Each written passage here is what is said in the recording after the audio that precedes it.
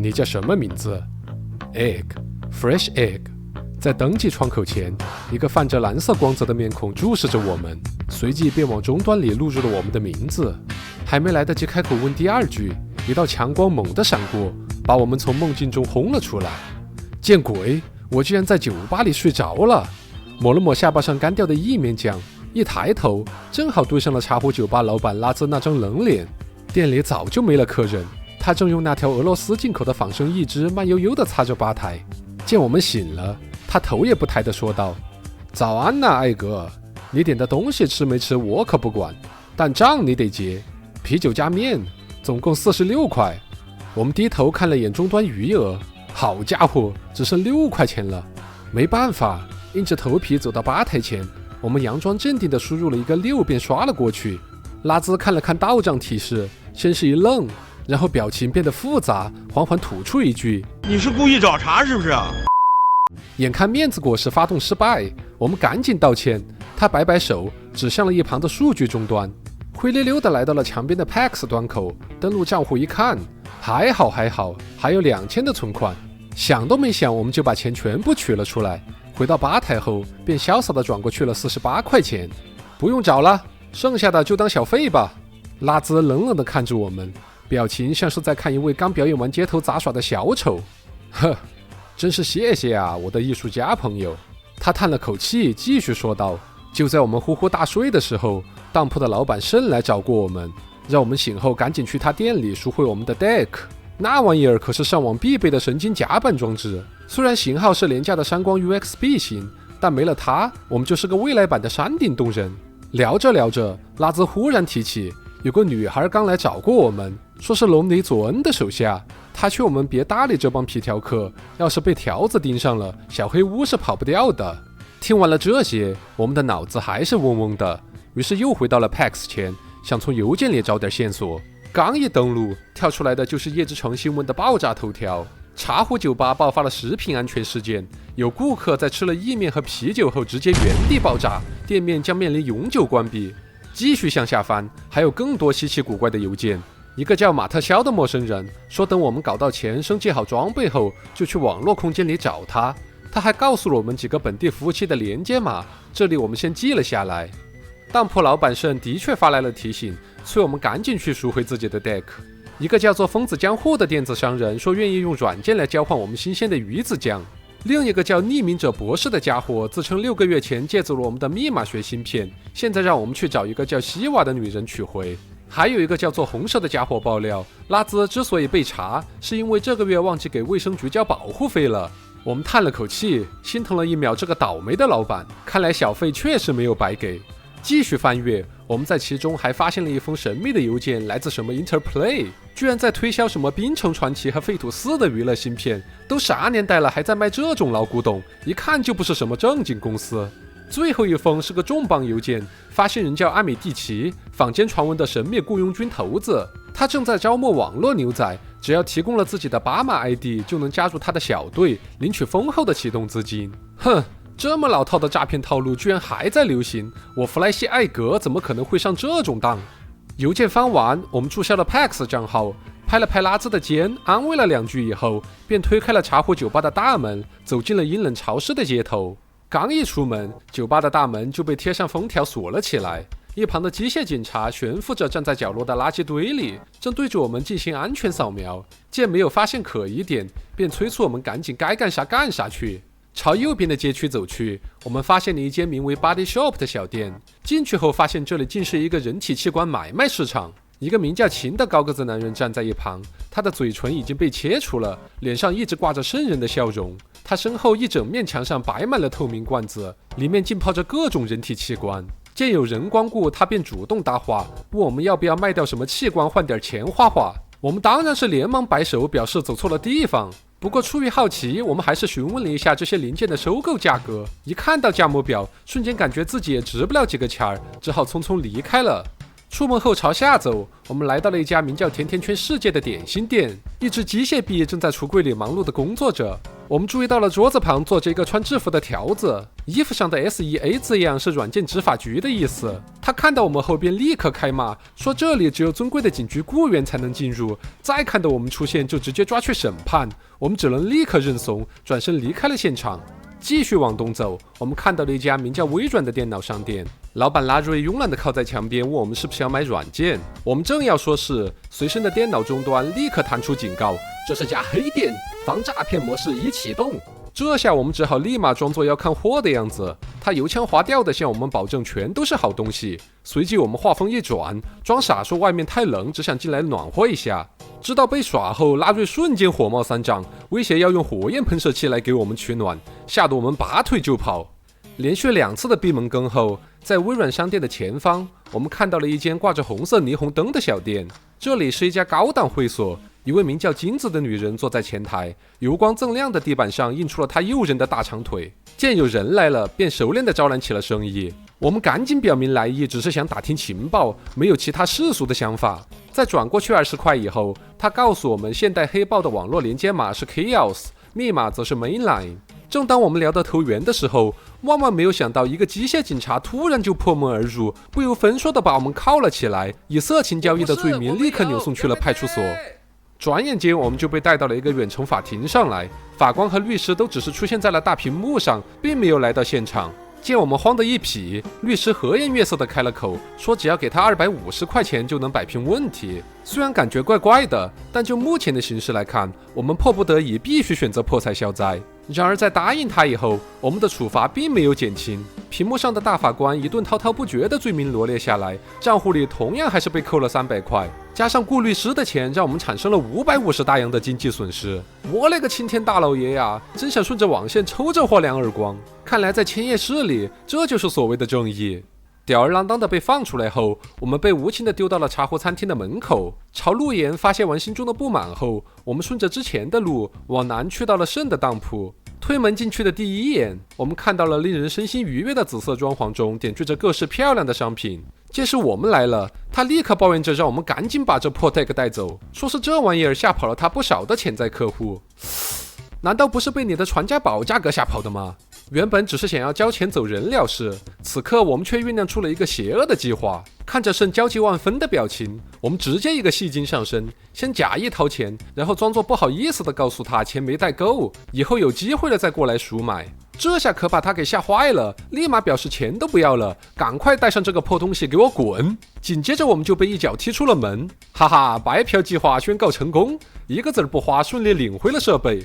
占到便宜之后，我们是心情大好，蹦跶着朝西走去，准备返回老巢，也就是这栋名叫 Cheap Hotel 的胶囊旅馆。哪曾想刚一进门，系统立马就识别出我们已经欠了1000块钱的房费，没2秒就又被保安请了出来。这都是些什么鬼地方？物理驱逐上瘾了是吧？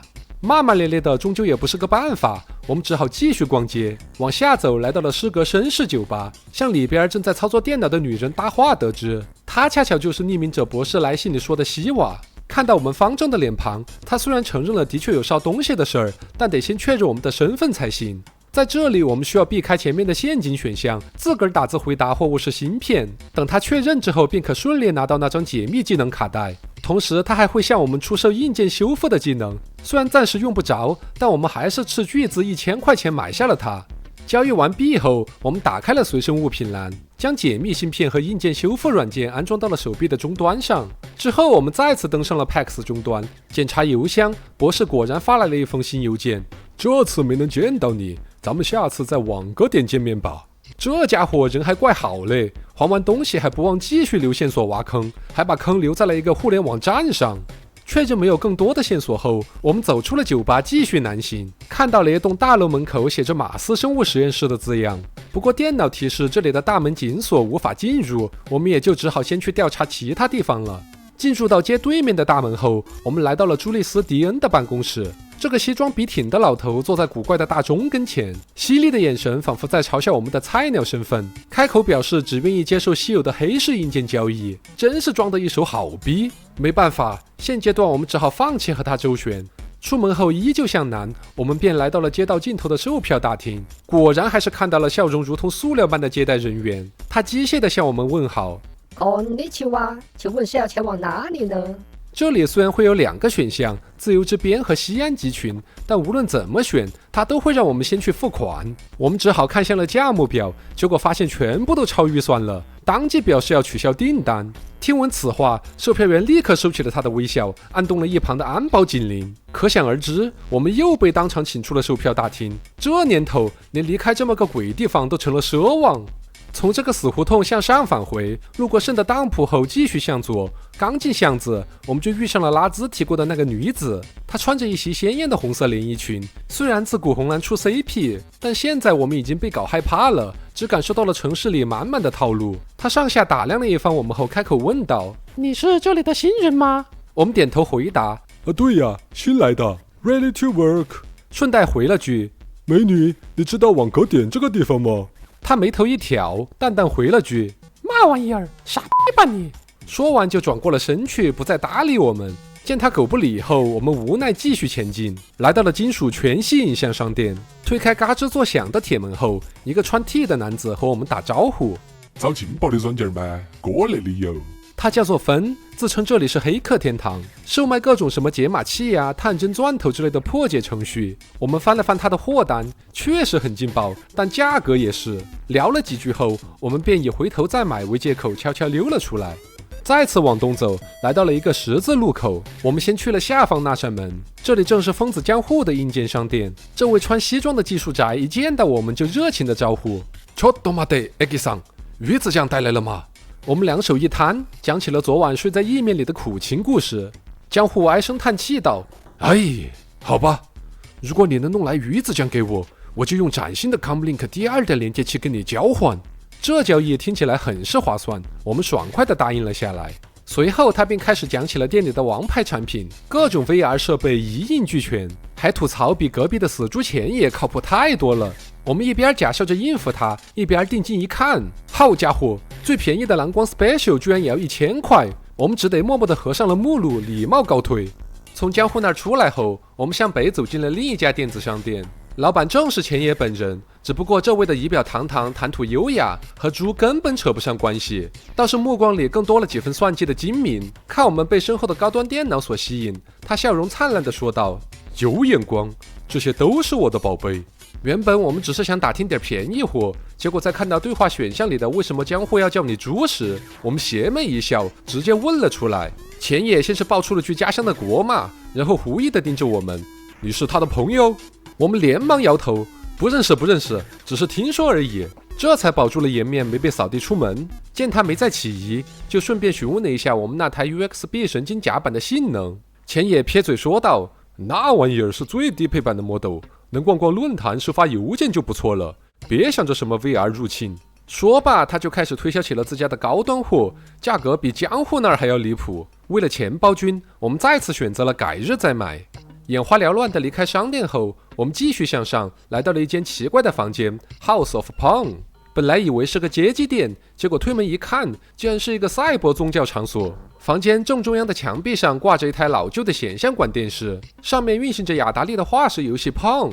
中间僧侣打扮的人一本正经地开始布道，讲的居然是乒乓神教。他们视这款游戏为通达真理之门，虽然听得我们差点憋出内伤，但出于礼貌，还是耐心的没有笑出声。见我们的态度如此虔诚，传教士非常满意。他向我们承诺，只要带来了他们的圣物 Holy Joystick， 就可以传授给我们2个神秘技能。在我们充满敬意的道别后，出门左拐还是没能忍住，爆发出了愉悦的笑声。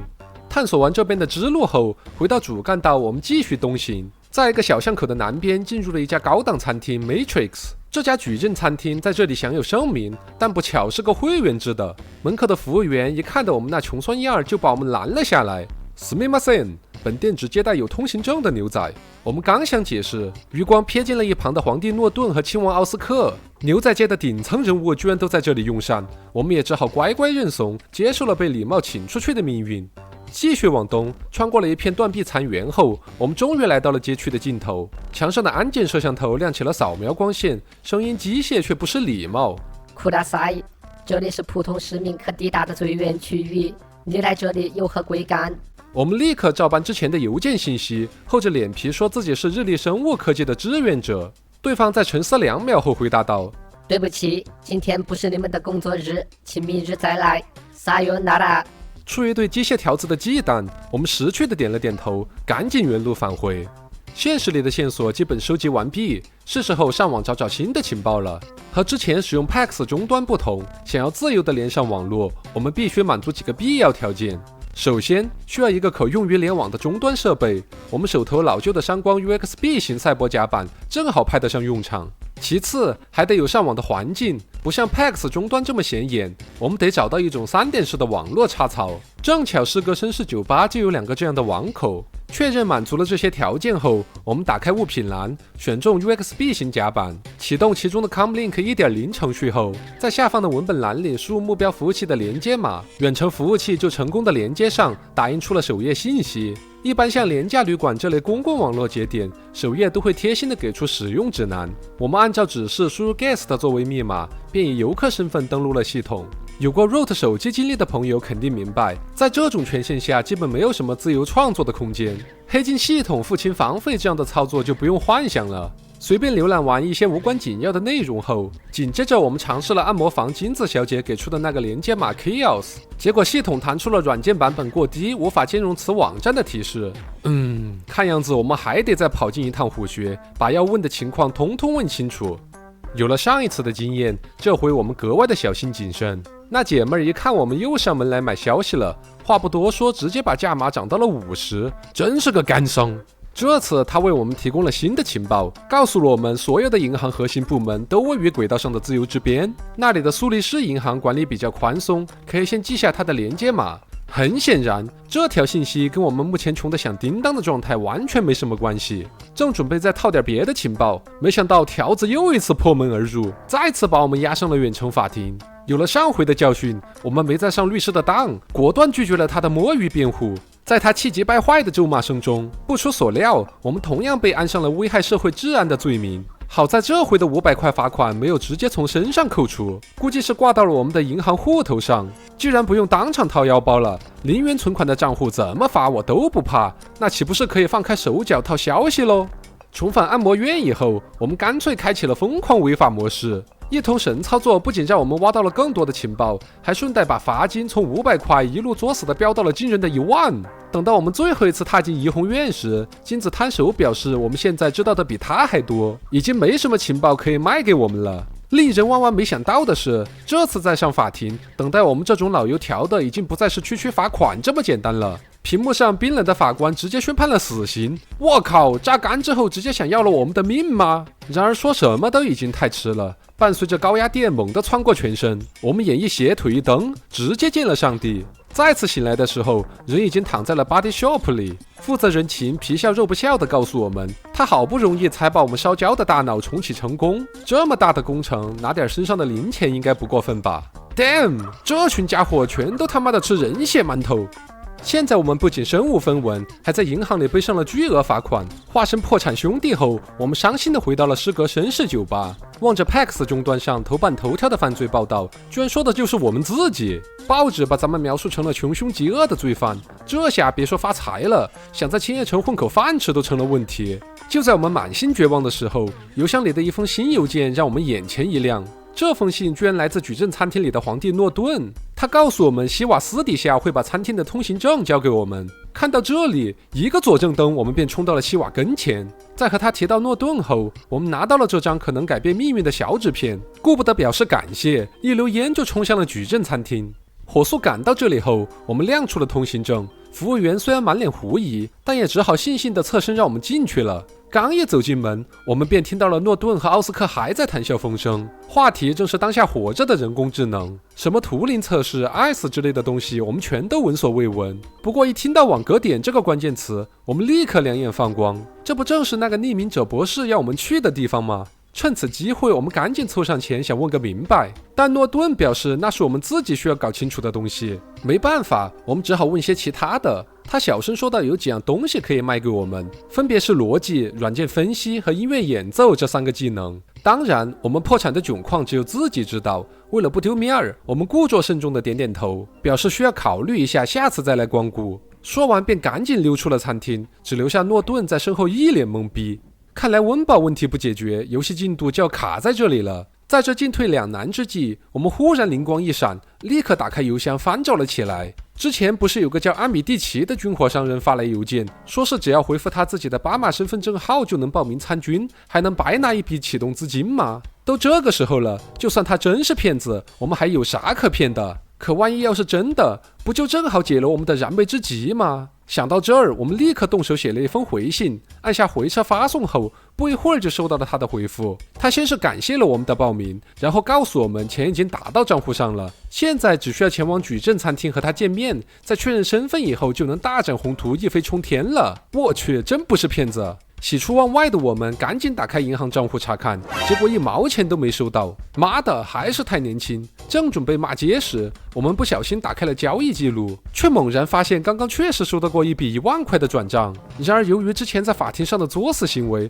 这笔钱还没捂热就立刻被当作罚款扣光光了。该死，是我们自己的锅！但这笔救命钱我们必须弄到手。想到这里，我们再次顾不上关掉终端，拔腿就朝矩阵餐厅的门口飞奔而去，打算用真诚当面打动一下这位乐善好施的雇主。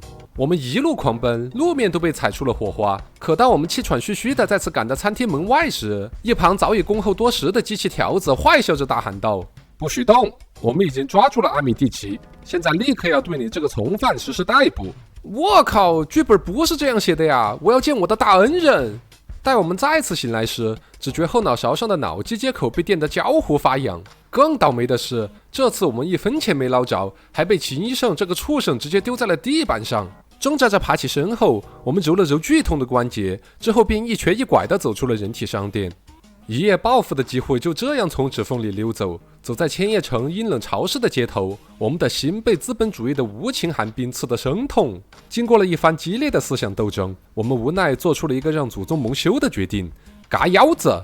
回头推开人体商店的大门，秦一看到我们决绝的眼神，就知道来生意了。他笑嘻嘻的热情招呼，问咱们想要留下点什么。对着价目表犹豫一阵后，我们颤抖着将手指指向了肾脏那一栏。没过一会儿，我们就从手术室里走了出来。望着橱窗玻璃罐里那2只熟悉的小肉球，我们摸了摸后背上的塑料替换件，攥着手里可怜巴巴的1050块，失落地重新踏入了风雨飘摇的街头。或许是没了腰子让我们元气大伤，打了几个喷嚏之后，我们又钻回到了温暖的矩阵餐厅。这次和诺顿谈话，我们花1000块买下了软件分析技能。简单试用之后，我们转头回到了诗格绅士酒吧。墙上的蓝色 loser 招牌此时此刻仿佛说的就是我们自己。蓝瘦香菇。我们把阿米蒂奇的邮件翻来覆去的看了好几遍，真希望这一切都只是场梦。不甘心的我们只能用起了上网冲浪的手段来麻痹自我。但天无绝人之路，在试了试马特肖之前发来的几个链接以后，无意间我们登录到了一个名为普通研究员的网站，上面有封马特肖写给一个叫哈勃的人的信，其中提到了前夜电脑商店的服务器设有一个高级权限，邮件里给出的密码是薄饼的英文单词，不过那应该只是加密后的字符串，需要解码后才能使用。哦，原来还有这种操作。正当我们准备祭出解密学大显身手时，游戏画面突然就滑屏了啊！我的进度！万幸的是，本军的上一个存档点离这里不远。读档后，我们立刻赶回了诗格绅士酒吧，重新登录到了普通研究员网站，发现这里竟然是一群志同道合的牛仔自发搭建的。使用 Visitor Mail 以游客身份登录后，我们从马特肖群发给所有人的邮件里得知，论坛上正在举行一场世界棋王争霸赛，只要下载它特制的战棋 2.0 程序，并在普通组胜出，就能得到一些不错的奖励。此外，还有一封重要邮件是之前那个哈勃发出来的，他在邮件中告诉全体成员，廉价旅店的2级管理员密码是 Cockroach。我们突然想到，要是能假冒管理员进入到后台系统，不就能够把房租一笔勾销了吗？感谢这个论坛，终于让我们熬过了水逆。下载完战棋 2.0 以及另一款名为侦察兵 1.0 的程序后，通过软件分析，得知了后者是一款在与服务器作战时用来探测对手弱点的重要工具。搞清楚了这些套路，我们当下的首要任务就是赶紧去到旅馆后台把欠的账全部清掉。连接上廉价旅店的服务器之后，我们立刻用 Cockroach 这个2级管理员密码登录了后台系统。牛逼，爷现在也是个黑客了。在后台的消息栏里，我们看到了不少的有用信息。不仅有甜甜圈世界里条子们的情报交流，还有许多心理学知识的科普介绍，其中提到了一个叫做 Cycle 的站点，给我们留下了一点印象。正当我们徜徉在知识的大海里看得起劲儿时，屏幕突然间闪了一下，之后我们就被强制弹出了服务器。原来在游戏的设定里，潜入数据库这个行为居然是按时间收费的。就这么一小会儿的功夫，我们仅剩的11块大洋就被悄悄地烧光了。完蛋，房费还没来得及清。再一次破产回到了大街上，冷风不仅笑我们像个小丑，还嗖嗖地往脖子里钻，让胃里也跟着翻江倒海了起来。这位不要也罢。说着，我们再次来到了人体商店，轻车熟路地指了指商品目录里的胃这一栏，秦医生便心领神会，笑呵呵地把我们推了进去。一会儿过后，一个完整的胃便被摆到了商店的玻璃橱窗上来，我们再也不用担心会反酸水了。随后我们便马不停蹄地重新连上了网，吸取了上次的教训。这回我们目如闪电，眼疾手快地冲向了账单页面，一顿操作行云流水地抹掉了1000块的房费。正准备退出时，我们发现旅店后台还有一个点餐服务，菜单里的第一项正巧就是江户一直念叨着想吃的鱼子酱，于是我们顺手也将它加入了账单，反正免费的东西不拿白不拿。屏障成功后，我们潇洒下线，拍了拍身上的灰尘，昂首挺胸地走进了旁边的廉价旅店。终于是开张了。尝到甜头的我们一进门就从前台取走了预定的鱼子酱，火速冲向了江户的商店。刚一开门，这个毛鼻子精立刻嗅到了空气里的腥味，二话不说就拉着我们进行交易。当然他也算够义气，说完了一句这个后，就如约把 Comlink 2.0 软件塞到了我们的手里，之后便自顾自地享受起了心爱的美食。拿到软件的我们同样也是兴奋的差点跳起来，在安装完成后，立马快马加鞭地跑回了廉价旅馆。来到前台，连上这里的 PAX 终端，一番浏览下来，发现我们还房费的光辉事迹居然登上了头版，这些个媒体也是真够闲的。八卦完这里的新闻后，依照马特肖的提议，我们接通了国际棋王争霸赛的网络，使用新手称号登录到主页后，按照指引，我们大手一挥，花了150块注册了个终身会员，重新用会员账号登录上来，我们就拥有了不限时的对战资格。此时我们咧嘴一笑，掏出了早已准备好的老马特制版战旗 2.0 程序，一进入锦标赛就立刻启动让他代打。2局下来，轻松入账了600块的奖金。只可惜好景不长，估计是遇到了更高段位的魔法，后面几盘对局我们就再也没赢过了。为了节省网费，我们果断见好就收，立马拿钱跑路。闲不住的我们又尝试了几个其他服务器，结果都是一无所获。看着兜里那可怜的1800块现金，想到要是暴毙了会被秦那吸血鬼顺走，我们当机立断，直奔矩阵餐厅而去。等到从诺顿手里买下逻辑技能后，才放心下来。之后便开始了新一轮的探索之旅。还记得之前在怡红院买到的绝密线索吗？既然已经拿到了高级工具 Comlink 2.0， 是时候搞点大动静了。于是我们回到了廉价旅馆，这一次把目标锁定在了硬骨头现代黑豹。软件密码一相结合，我们终于以最基本的权限混进了这个武装到牙齿的服务器。一进系统，我们就注意到了他们的软件仓库，里面不仅有更高级的 Comlink 3.0， 还有没见过的心灵扭曲者和混沌视频播放器。只可惜除了第一个软件以外，后面2个都提示跟我们的硬件不兼容。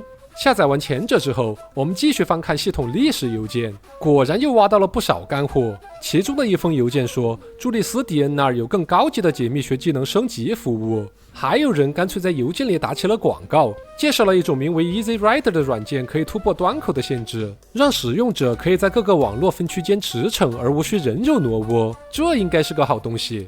顺手记下了这个叫做尖笑铁拳的服务器以后，紧接着的另一封邮件引起了我们的兴趣。发件人正是微软小店的老板拉里，他向这个服务器的所有人发话，说他店里的秘密只对现代黑豹的成员开放。同时他正在出售一款叫做 Cop Talk 的软件，可以让人模仿条子的模样说话。这个逆天技能我们干脆叫他调侃得了。除此之外，还有一名组织成员鲍勃声称自己掌握了日历和软件执法局的网络连接代码，有需要的牛仔直接给他留言即可。这可是个留图留种的大圣人呐！遇上这种好事，我们当然立马提笔给这位有识之士发去了邮件。过滤完这里的海量信息以后，我们登出了服务器，脑海中一个有趣的计划浮出了水面。出了旅馆，我们径直来到了拉里的微软小店。这次我们一改之前的熊样，摆出了一副内行黑客的派头，凑近他耳边低声问道：今日说法，哦不是，条子说话，你这儿有卖吗？话音刚落，他猛地瞪大眼睛，不可思议地看着我们，脑门都快冒烟了。一个街边的小乞丐，什么时候成了现代黑帮的成员了？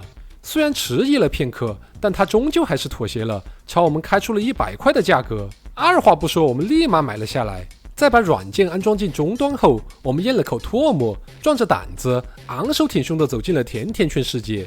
刚一踏进店门，之前那个条子立马就认出了我们，他瞬间瞪大了眼睛，凶狠地盯着我们，质问是不是想要挑战他的权威。千钧一发之际，我们迅速掏出了终端，祭出了逆转乾坤的魔法卡，调侃，随即张口说道：喂，我说，你这个狗屁态度也是不怕我笑话。奥莱里还在忙着吃你那猪饲料啊，来，快说说有什么新消息。随着代码启动，我们的嘴不受控制地抛出了一堆连自己都听不懂的鬼话。My God， 不会被一枪崩了吧？然而出乎意料的是，眼前这位阿莱利警官先是愣了一下，紧接着揉揉眼睛，大声说道：哦 Finnegan， 我的老伙计，早上好啊，你去整容了吗？我都快认不出你了。我勒个去，竟然成功了！看着眼前这位变得憨厚老实的长官，我们清了清嗓子，当即便向他讨要起了视觉作战指挥室的网络连接码。他也不敢怠慢，立马写在了纸条上递给我们。哦，原来是这个呀！眼看计谋得逞，我们又不动声色地提出了第二个问题。那么，软件执法局的密码是爱尔兰野玫瑰吗？奥莱里支支吾吾地答道：你这老登，哦不是长官您说的那个是这儿最有名的交际花 SEA 的密码是这个，您不记得了吗？哦，好像的确如此。我们假装若有所思的点点头，接着又问：那么富士电子最近有没有改管理员密码呀？没有啊，还是原来的，快1年都没有变过了。不过用之前记得先要解码。奥莱里立刻回答道：哦，这样啊。我们立刻话锋一转，忽然板起了脸，冲他吼道：恭喜你小子，你通过了本季度的所有考核，记得下班前去财务部领取你的奖金。奥莱里闻言一脸受宠若惊，啪的一个立正，是，感谢长官。走出甜甜圈店时，我们身上的制服都快汗透了。不过当老大是真的爽。刚才那场对奥莱里警官的调侃对决几乎耗干了我们所有的体力，我们只得拖着这副缺斤少两的身体回到旅馆休整片刻。冷静下来后，目前看来，眼下最重要的还是先得武装好自己，要不然一个失误就可能陷入一死再死的恶性循环。打定主意后，我们转身前往了迪恩的商店，想看看他那儿有什么宝贝能帮上忙。一进办公室，我们就直奔主题。然而迪恩却摊手表示，现在能卖给我们的就只有一副防毒面具。掏出300块买下以后，我们鼓捣了半天也没搞明白这玩意儿的具体用处，只好先把它塞进口袋里装了起来。接着我们又问起了技能的事，这可算聊到他的擅长领域了。他告诉我们，目前有4项技能在手，除了第一个讲价技能以外，其余的心理分析、现象学和哲学据说都有些神秘用途。然而每项技能标价高达1000块，这可把我们难住了。算来算去，要在短时间内攒够4000块，也就只剩下割肉这一条路可走了。见我们愣在了原地，迪恩提高嗓门把我们拽回了现实。他接着说，如果碰上搞不定的密码，可以找他将技能升级到 2.0 版本。出了门以后，来不及批判万恶的消费主义，我们第3次光临了人体商店。这回我们直接当掉了身上第2值钱的部位，也就是眼睛。好在游戏并没有因此黑屏，让我们盲操。在安上一眼后，视力依旧杠杠的。搞到了钱，我们立刻折返回了迪恩那里，准备将解密学升级到 2.0 版本。哪曾想我们一激动，手一哆嗦，居然点了2次付款，立马焦急地问道：老哥，有折升 3.0 的服务吗？迪恩收起了喋喋不休的样子，一本正经地说道：什么 3.0？ 交1万粉的钱就只能吃1万粉，其他的我可不到哦。Damn， 我简直要被气疯了。就这样，我们用卖眼换来的血汗钱硬生生地打了1半的水漂。回到旅馆平复好情绪后，我们用升级后的解密学技能破解了几个在论坛上听来的密码，成功地潜入了软件执法局的系统服务器。虽然只有1级普通员工的权限，但依然获取了海量的有用信息。比如有封邮件里，一个叫威廉吉布森的家伙说了一些业内黑话，不过无关主线，我们也就没有理会。另外，我们还在软件仓库里发现了更新版的 Comlink 4.0， 以及一个名为 Sequencer 1.0的序列生成器软件。下载完这些后，我们在技能升级菜单里还看见了调侃 2.0 的升级选项。对于如此屌炸天的软件，我们当然是毫不犹豫地按下了升级按钮。继续浏览，我们又发现了一份通缉犯名单，好在上面暂时没有出现我们的大名。趁系统还没侦测到入侵，我们抓紧时间赶紧下线走人。在确认安全后，我们立刻用软件分析器查了一下，之前下载的那个 Sequencer 1.0 原来是款简单密码的破解工具，这可是个好东西。于是我们打开了 Comlink， 连上了富士电子的网络系统，在密码输入界面启动了这款工具，果然顺利破解出了1级用户权限。在服务器的公告栏里，我们发现微软商店的拉里居然是他们的顾问，不过想要获取更高级的情报，还得拿到管理员权限才行。这时候我们掏出了先前在甜甜圈店里弄到的小纸条，把上面的管理员密码用解码器破译之后，成功登录了最高权限账号。这下子我们不仅查到了全体员工名单和他们对应的巴马 ID， 还发现了整家公司被人窃取的秘密。当然了，这种高层阴谋我们是一点都不关心，更关键的是文件里提到的那个组织 Tozoku， 感觉背后一定还有更多的价值。于是我们跑去问了迪恩，他透露 Tozoku 的系统连接码是这个。我们先把这条情报记了下来，在一番思考过后，还是觉得直接去问条子弄清情况最靠谱。至于最佳人选嘛，当然还是我们亲爱的奥莱利警官喽。和上次紧张的样子截然不同，这回我们直接一脚踹开了甜甜圈店的大门，刚一沾地就立马劈头盖脸的朝奥莱利怒吼道：看在老天爷的份上，奥莱利，你要是还认不出我来，可别怪我要发飙了。这一嗓子把他吓了个机灵，手里的牛奶都呛进了鼻孔。他慌忙立正敬礼：穆里根长官，抱歉，我一开始没听出来是您的口音，说真的，我差点都没认出您来。秦力，小子，我问你，打听到那些小矮精藏东西的地方了吗？我们扯着嗓门继续质问。奥莱里大声回道：报告长官，我们刚审完希瓦，他说那些非法软件都藏在了绅士败类的数据库里。去你娘的绅士败类，是失格绅士！我们怒斥道。对不起，长官，是失格绅士。奥莱里连忙改口。还有战术警备局的2级密码我又忘了，是什么？赶紧回答！奥莱里委屈巴巴地答道：是这个，长官，您该吃点脑白金补补脑啦。闭嘴，立刻滚蛋！我们一瞪眼，奥莱利吓得浑身一抖，哭丧着脸一路小跑的溜了。在这场酣畅淋漓的完胜之后，我们之前那股憋屈劲儿总算也给发泄出来了，整个人那叫一个舒坦，嘿嘿，真解气。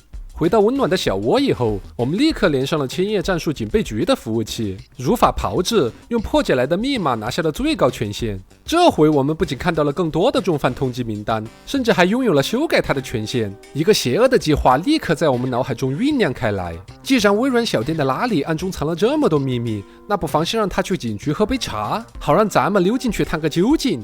说干就干，我们随便挑选了一位幸运儿的通缉档案，挥笔把拉里的姓名和 ID 换了上去，走私罪名安在他头上倒也挺般配的。完成了这一系列的骚操作以后，我们退出了服务器，哼着小曲儿一路蹦跶到了他的店门口。推门一看，哎，人果然没了，这警察的办事效率也太惊人了吧！拉里没了以后，左侧那扇紧闭的门也被打开了。我们探头进去一看，只见里面站着一位衣着华丽、长发飘逸的小哥，他自称卢普斯，正是雇佣兵团现代黑豹的头号牛仔。见到我们，他露出了一种久别重逢般的亲切笑容，随即表示很高兴我们用这种专业的方式赶跑了拉里。面对这位牛仔界的偶像级人物，我们同样激动得不行。为了表示感谢，卢普斯同意回答我们几个问题，但眼下我们自己都还是一头雾水。为了不浪费这宝贵的提问机会，我们只好说等时机成熟后一定再来向他请教。从微软小店出来后，我们直奔失格绅士酒吧而去。所幸西瓦已经洗清嫌疑被放了出来，我们向他打听酒吧的情况，他告诉我们这里的连接代码是 loser， 密码则是我们特别熟悉的 Wilson。 他说这话时怪里怪气的，不过也懒得纠结这些细节了。于是我们立刻打开了终端，连接上酒吧的服务器。在本地论坛里，我们获取了不少重要情报。有人提到网格点可能和东海岸这个服务器有关，并附上了相应的连接码，还有人直接公布了银联服务器的连接码。我们当机立断，调转了方向，连接上了这个所谓的东海岸裂变管理局。不过这里可不像之前那些软柿子，在登录页面上竟然蹦出了一个刺眼的 FBI 警告，扬言擅自闯入者将受到严厉制裁。但我们早已对此见怪不怪了，二话不说便掏出了序列生成器，一脚踹开了大门。闯进去一看，我们找到了一款更高级的 Comlink 5.0 程序，还从邮件里拿到了银联加密后的密钥，并且据热心网友透露，事隔绅士酒吧的2级密码竟然也是 loser。除此之外，一个名为死亡天使之影的神秘组织还特意给我们发来了一封邮件，警告我们千万别在一个叫做自由矩阵的服务器上下载任何软件。这地方的情报文本量相当庞大，限于篇幅我们就不逐一展开了。紧接着我们再次登录了酒吧服务器，拿到管理员权限后，我们在软件仓库里发现了3款日后大有用处的黑客程序。当然其中第一个所谓的约会程序依然无法兼容，毕竟谈恋爱只会影响牛仔的手速。摸清这里的一切信息后，我们利用之前从迪恩那里获得的连接码，登录了那个神秘的服务器 Tozaku Imports。浏览一圈后发现，这帮人竟然是一个实力强劲的网络盗贼集团。他们的软件仓库里随意堆放着高级货 Comlink 6.0 以及另外2款攻击型黑客程序。我们当然也是毫不客气地将它们统统收入了囊中。接下来依照资料，我们又连上了科技园区的薄板株式会社，成功登录系统后，在其中我们发现了公司新入职员工的名单。这群走运的家伙今后天天都能吃上食堂了。正当我们羡慕嫉妒恨的时候，突然灵光一现，现在我们才是管理员，谁是正式员工岂不是由本君说了算？没想到白嫖工资的好事竟然让我们给撞上了。当即我们就闭上眼睛开始抽签，挑中了名单上的一位仁兄高田。对不住了，今后本君一定会替你肩负那份光荣使命，舒服坚定的生活下去。完成这出偷梁换柱以后，我们退回了服务器主页，发现底部有一个上传软件的选项，把手头所有的程序挨个试了个遍以后，居然用 Comlink 6.0 换到了7500块的佣金。这下子我们终于不用再勒紧裤腰带上网了。有了进展固然是件好事，不过我们突然意识到了另一个严重的问题，如果以后把赚到的钱都带在身上，一旦意外挂掉，就会全被那个秦医生摸走，但要是存到旧的银行账户里，那直接就会被当作罚款没收。眼下我们必须要办一张新的银行卡，把大部分钱放进去以后才能让人安心。这时我们想起了之前在怡红院貌似买到的消息，金子告诉过我们有家苏黎世银行的连接码，可以去那里试试看看能不能顺利开户。于是我们打开终端，连接上了这家银行的网络，使用序列生成器自动登录以后，惊喜地发现里面果真有开户的选项，成功上传了1000块钱，我们终于是办下了新的银行账户。这下子我们再也不用过提心吊胆的生活了。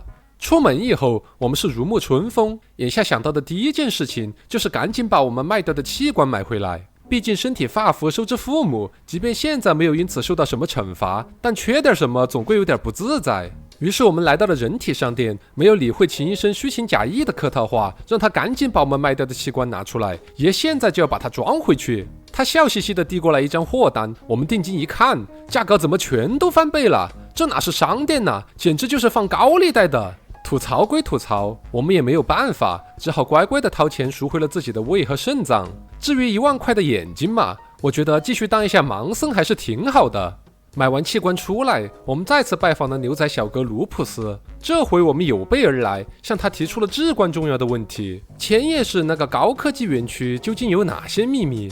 他告诉我们，在那里有一个隐蔽的房间，必须使用门禁卡才能规避掉安保，找到藏在其中的一张人格芯片。这番话一下子把我们的胃口给吊足了，我就是要成为 One Piece 的男人。听到我们的豪言壮语后，卢普斯掏出卡片亮出了价码：4000大洋，你在开玩笑吧？我的胃和肾脏都还没捂热，你就跟我要这么多，简直是吓人诛心。没办法，又到了选择卸哪个货的时间了。这一次我们毫不犹豫地卖掉了被气炸的肺，用这种亏出翔的方式得到卡之后，为了不白挨这几刀，交易完成，我们继续向卢普斯提问，询问他关于网络空间和神经漫游者的事。他告诉我们，这些东西并不只是传闻，但如果想要搞清楚一切，就只能靠我们自己去努力了。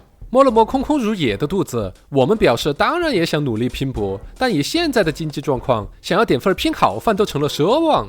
见我们如此颓废的样子，卢普斯神秘兮兮地靠过来说道，自己这几年来的活动资金全都是靠抽取一个银行账户养活的。随即他就把账号告诉了我们，让我们自己想办法搞到里面的钱。这个机会简直就是我们的救命稻草啊！千恩万谢之后，我们10万火急地回到了廉价旅店，使用 Comlink 6.0 成功连上银联的网络以后，一番搜索下来，我们查到了卢普斯说的那个账户，里面竟然躺着3万块钱的现金。我们想都没想，立即将这一大笔钱转到了新开的账户上。之后赶紧登录到苏黎世银行一查，钱真的到账了，我们终于不用在大街上捡烟屁股了。本军决定，现在必须立刻马上出门消费一波，为之前的悲惨经历好好出口恶气。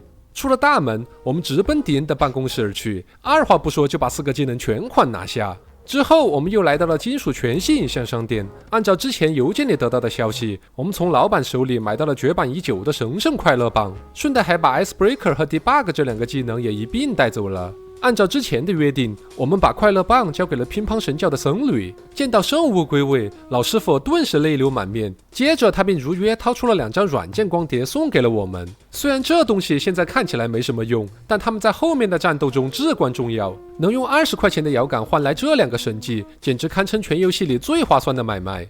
和这位虔诚的僧侣道别后，我们决定为自己的赛博空间初体验换一个更加趁手的终端。虽然这个闪光 UXB 型也不是不能用，但它迷你的磁盘空间和时不时蹦出的 bug 还是太影响体验和效率了。于是乎，我们往下径直推开了前野商店的大门。和江户那儿相比，这里的东西虽然贵一些，但都是实打实的高级货。这位仁兄不愧是个看人下菜的高手，见我们气宇轩昂地走进了店铺，他立马笑呵呵地迎了过来，同时放上了店里所有宝贝的清单。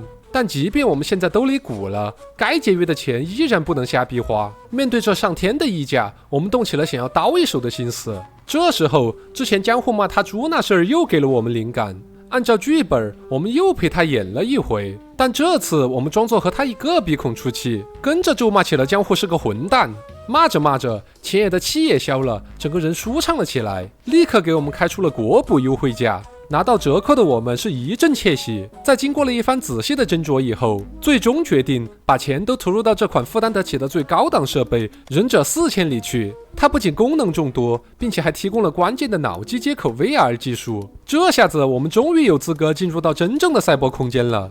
经过了这么一场风卷残云的购物以后，我们总算是把鸟枪换成了大炮，是时候进入到赛博空间里大展身手了。拿出刚买的忍者4000，启动 Comlink 6.0 以后，我们在输入链接码下面看到了一个新的选项，进入赛博空间。激动的心，颤抖的手，随着我们按下按钮，在短暂的两眼一黑之后，我们进入到了抽象的网络世界里。和想象中的不大一样，这里并没有漫天飞舞的激光火炮，反倒是出奇的安静。一望无际的矩阵空间里，一座又一座形如钻石的巨大物体飘荡在虚拟的潮水中，整个 UI 界面也跟着变了样，让人一时间难以适应。真该死，忘了先看下说明书再进来。然而现在说什么都来不及了，我们只能硬着头皮开始探索。看着眼前这个巨大的水晶体，一顿分析过后，我们推断出它应该就在目前肉身所处的位置，没猜错的话就是廉价旅馆。然而在传闻里曾经听过，擅自闯入艾斯保护的服务器，一旦被发现，会在瞬间被轰得灰飞烟灭。但不入虎穴焉得虎子，看着随时间慢慢流逝的枉费，我们给自己壮了壮胆，紧接着一口气冲进了这个雷天使的内部。刚一进来，一阵急促的警报声直接响彻天际。Damn， 是哪个龟孙说不会被发现的？出去后我一定找他算账。也就在警报响起的第一时间，堡垒外顿时亮起了一堵防御幕墙。紧接着，紫色的脉冲电波便从内部发射，直冲我们脑门过来。吃了几发攻击以后，惊恐中我们看到 UI 右侧的血条开始迅速下降，于是立即按照牛仔手册中的应急步骤开始自救。首先，我们呼出了软件菜单，运行了其中的探针程序。此时，一团能量波慢悠悠地朝堡垒飘去，触碰到外围的护盾后，便以同样的速度飞了回来。终端上立刻显示出了数据库的信息。器。果然和我们猜想的一样，这里正是廉价旅店的服务器。虽然等级只有1级，只能算是个新手村级别的小怪，但在一阵手忙脚乱的操作下，我们的血量已然快要见底了。不管了，为了活命，只能使出失传已久的绝技赛博王八拳了。我们举起终端，直接来了个连滚键盘，仿照古董游戏撸啊撸里面的高尔操作，终于是在精疲力尽、仪表盘报废之前突破了这堵叹息之墙。随着服务器外壳堡垒的分崩离析，我们居然成功拿下了牛仔生涯的1血。紧接着终端上便打印出了只有 root 权限才能看到的信息。虽然这次战斗初体验着实有点狼狈，但好在我们终于摸清了对战的玩法。首先是 UI 面板上横竖2个血槽分别代表了我们和艾斯各自的护盾值，当对面的护盾值清空时，服务器就被成功拿下。但如果我们自己先见了底，那就要靠肉身硬扛对面的攻击了。而右下角心电图一样的东西对应着我们的健康状态，要是变成红色并且频率直线飙升，那就等同于奥特曼亮了红灯，再不走就得去人体商店捞尸了。所幸我们这次有新人光环的笼罩，才躲过了一劫。回到现实世界以后，我们发现终端里很多软件都出现了一个横杠前缀，尝试启动它们会提示程序已崩溃。这是因为在战斗中如果出现负伤情况，终端里的软件就有几率被破坏，导致其无法运行。解决办法就是用之前在诺顿那儿购买的 debug 技能，像程序员一样进行调试，之后这些程序便能够恢复如初。还好我们抽空已经把 debug 升级到了满级，应付一切维修的活儿都不在话下了。一番修整过后，我们终于恢复了正常状态，再次进入赛博空间。这次我们将目标锁定在了坐标224112的一个数据库。用探针程序一看，这里竟然是现代黑豹的基地。经过一番攻势，我们只消耗了护盾便砸开了它的防御。虽然没有收获什么新的战利品，但技术的精进也让我们体会到了作为牛仔的快感。回到房间里，我们用程序分析认真研究了一下，原来所有软件都被分成了2大类，分别是普通程序和病毒。前者里有的像探针一样用于辅助战斗，当然也有主力进攻的 decoder、hammer 之类的程序。按照威力，它们还被分成了3个等级，等级越高，藏身的数据库安保就越森严。病毒则属于特殊的类别，它们更像是饥荒里的一次性物品，主要用于对敌方施加减疫效果。有的能像蠕虫一样腐蚀护盾，有的则能让艾斯堡垒暂时瘫痪麻痹。虽然威力强大，但在用完之后需要及时补充。知道了这些信息之后，我们兴奋的摩拳擦掌，立刻再次投入到了赛博空间。这把我们将目标锁定在了963R，探查发现那里是名为心理学家的数据库。运用前面掌握的技巧，轻松突破他的防御之后，那曾想网关刚一敞开，一张骇人的惨白大脸突兀地映入了我们的眼帘。这是个什么东西？与此同时，这张大脸还用官方播音腔对我们说道：“你的破坏倾向清楚地表明你渴望得到关注。”话音未落，他就以惊人的速度向我们发起了攻击。我们立马还以颜色，把各种攻击手段通通招呼了过去。然而令我们没想到的是，之前对付艾斯堡垒的方法竟然对他完全无效。眼看着一个又一个软件被他封锁，我们惊恐地注意到右下角的心电监护突然没了读数。想要打败我，你还需要用到更多的技能。再见吧，可怜的人类。果不其然，我们又在人体商店里睁开了眼，一想到才从银行取出的全部家当又被这狗东西洗劫一空，一气之下，本军祭出了独门秘籍独挡。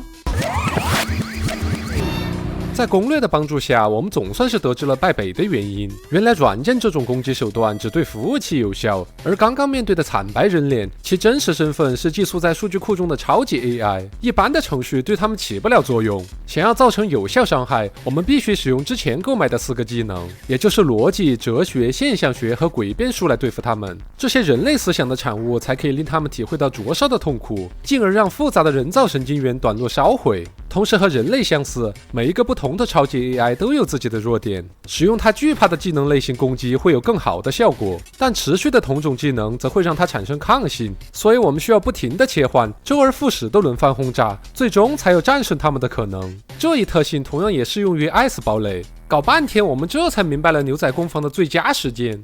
在回到赛博世界之前，我们又一次找到了卢普斯，花2000块买下了之前忘记的一个关键技能逃跑。虽说和宝可梦里一样，在战斗中使用它有几率失败，但多一个选择至少也给自己留了条后路。从人体商店醒来之后，我们还注意到了一个不起眼的细节。之前一直搞不懂 UI 栏中 COM 这一项代表了什么，结果其含义居然是我们在赛博空间里的总生命值。如果在战斗后损失了血量，就需要通过下线后在现实世界里恢复。诡异的是，游戏刚开始的时候这一项数值有2000，现在为什么降成1700了呢？摸了摸脸上的异眼，我们立刻恍然大悟，当初以为卖掉器官没有惩罚，结果却在进入赛博世界后付出了代价。卖出的器官越多，我们的生命值上限就会越少，在对付 AI 这类强力对手时就会更加困难。该死的秦真就把我们当成了原始人来整。为了尽快赎回卖掉的器官，硬着头皮我们又来到了之前的坐标，利用技巧轻松突破 S 堡垒之后，白脸 AI 又一次出现在了我们面前。这回我们是有备而来，先使用心理分析技能读出了他的弱点是哲学，接着便开始了车轮战术，挨个用人类之思想武器给他的电子大脑做起了马杀鸡。果然在新思想的指导下，他的血量也开始蹭蹭往下掉了。但要论耐久程度，我们的肉体显然还是敌不过他。就在即将要再一次躺板板时，我们突然回想起了乒乓神教大师的教诲：在遇到真正的危机时，你一定要大声地喊出禅的力量。于是我们飞速地切换到了技能的最后一页，使出了秘传技 Zen。只是一瞬间，我们居然奇迹般地恢复了全部状态。这真的有效果！我以后再也不嘲笑老游戏了。重振旗鼓之后 ，AI 在我们眼里也不再是无敌的存在。在他亲眼目睹自己的血条被抽干以后，不甘心的大脸朝我们喊出了最后的遗言：你不过是条会讲话的虫子，你会像蝼蚁一样死掉的啊！喷完了垃圾话，他终于是灰飞烟灭了。我们艰难地赢下了第一场 AI 斗法。抓紧时间浏览完数据库里的信息之后，我们在软件仓库中补充了一些病毒。完事儿之后便喘着粗气，累趴在了廉价旅店的地板上。不知过了多久，我们终于是缓了过来。查看技能面板发现，4个用于对抗 AI 的技能全部都升到了2级，这同样是游戏中的设定。只要在对抗中胜出，不仅可以提升技能等级，还可以让这些危险的家伙永远从该数据库里消失掉。这次的胜利激发了我们征战四方的野心。在修整好之后，我们继续前进，来到了坐标16080。现在对付 S 堡垒完全就是小菜一碟了。顺利破除防御以后，我们发现这个棋王争霸赛的数据库中同样驻扎着一个超级 AI， 他名叫墨菲。和之前那个狂妄的家伙克罗姆不同，他劝我们在犯下任何错误之前赶紧投降。我们当然是话不多说，直接开打。在经过一番鏖战之后，我们成功击败了墨菲。进入到这里的数据库，在邮箱里，我们惊讶地发现 AI 们居然也有信件往来。另一个叫做格雷斯托克的 AI 告诉墨菲，近期他发现图灵开发的人工智能毁灭程序不见了，如果落入了别有用心之人那里，神经漫游者就赢定了。为了阻止这件事发生，他命令墨菲在得知程序的下落后务必和他联系。从这里可以看出 AI 们也不都是铁板一块，背地里也和人类一样打着自己的小算盘。从这里出来后，我们继续探索。虽然成功搞定了另外几个数据库，但都没再发现 AI 的踪影了。不过期间还是有一些小的发现，例如 UI 界面左下角显示的数字0，它的意思其实是说这里是整个网络空间的第0号分区，里边只有一些低等级的数据库和 AI。想要抵达更高级的区域，要么我们去找新的网络接口，要么就使用之前提到过的 Easy Rider 这个软件，通过它便能达到物理跨区的效果。不过现目前我们还没能找到它。要想更进一步的探索后面的分区，我们只能肉身离开廉价旅店，去到下一个有网络接口的房间。凭着记忆，我们顺路来到了下面的10个绅士酒吧，这里是附近唯一还能上网的地方。插上线缆一试，果然成功进入到了1号分区。从坐标数字来看，这里应该在0号分区的右侧。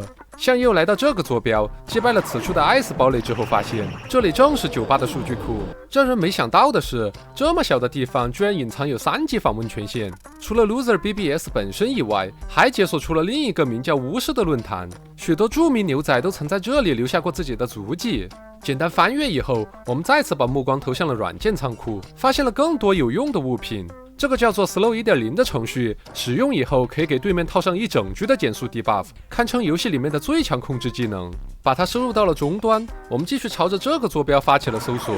此处坐落着我们的老朋友 SEA 软件执法局的数据库。不费吹灰之力的拿下以后，在技能升级页面，我们把神技调侃升级到了最高等级4，同时还下载到了病毒雷头的 2.0 改良版。值得插一句的是，在电子邮箱里，有个叫威廉·吉布森的人曾经和这里有过大量的邮件往来，搞不好是个潜伏的卧底。在接下来的一段时间里，我们是一路高歌猛进，过5关斩6将，把1区没有 AI 注释的数据库全部拿下了，顺带也替换了威力更强的软件。不过在44832这个坐标，我们还是遭遇了美国宇航局 NASA 的超级 AI 哈尔。他冷静得像座城堡，但好在并不好战，不仅把我们认成了他的一个叫戴夫的朋友，还叮嘱要当心他的攻击，毕竟他也只能服从于既定的防御程序。本以为这会是场轻松的战斗，没想到这个斯文的家伙竟然有着与形象不符的战斗力。我们用尽全力进攻，也只是打掉了他的一半护盾。同时我们还发现，和 AI 的战斗并不能用蝉反复回血后赖皮获胜，因为4个技能其实都有隐藏的使用次数限制，这里只是没有像宝可梦里一样用 PP 值标注出来而已。眼看马上就要被他干掉，我们立马脚底抹油，发动了神圣但无耻的逃跑程序。还好这回让我们得逞了，避免了再次变成具尸体的命运。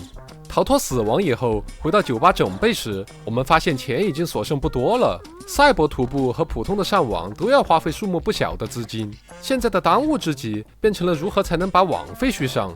这时又一段记忆猛然间的被唤醒了。之前在黑入高科技园区时，我们不是早就变成了保坂株式会社的正式员工了吗？算起来现在也到了月末，是时候去领我们的第一笔薪水了。一边琢磨着，我们来到了高科技园区的门禁跟前。面对机器守卫的询问，我们报上了保坂公司的大名。他立刻毕恭毕敬地说起了敬语，封锁用的激光也跟着停了下来。成功进入园区大楼以后，眼前的场景远比想象中的要来得拥挤。